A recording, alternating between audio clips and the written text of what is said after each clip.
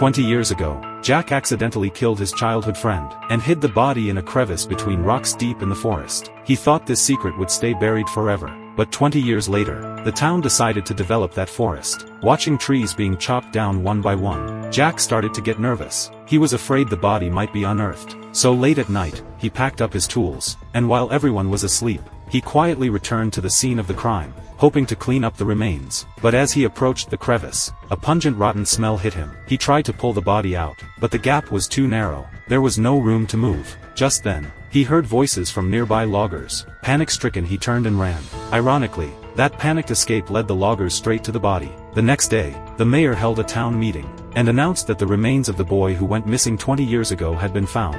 A coroner confirmed. The boy died from a blunt force blow to the temple. A single strand of unknown hair was found on his clothes. Testing showed it came from an adult white male. The victim's parents were furious, and demanded that every resident in town submit a DNA sample. But the police were conflicted. It was only one hair. It could have come from anyone. Testing the entire town would cost too much. In the end, they decided to upload the hair sample into the national DNA database. If the killer ever submitted DNA, he would eventually be found.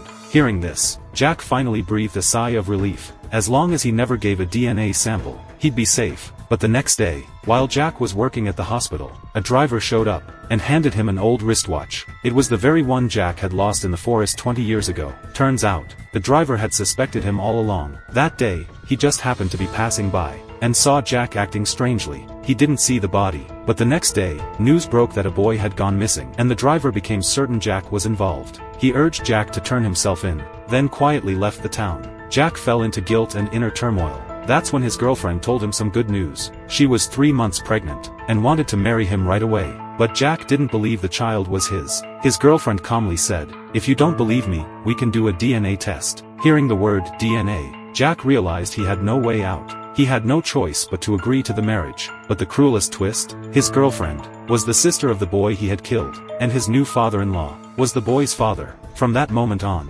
Jack was doomed to live the rest of his life in guilt. The law might never punish him, but the torment in his heart would never end. And that's where the film ends.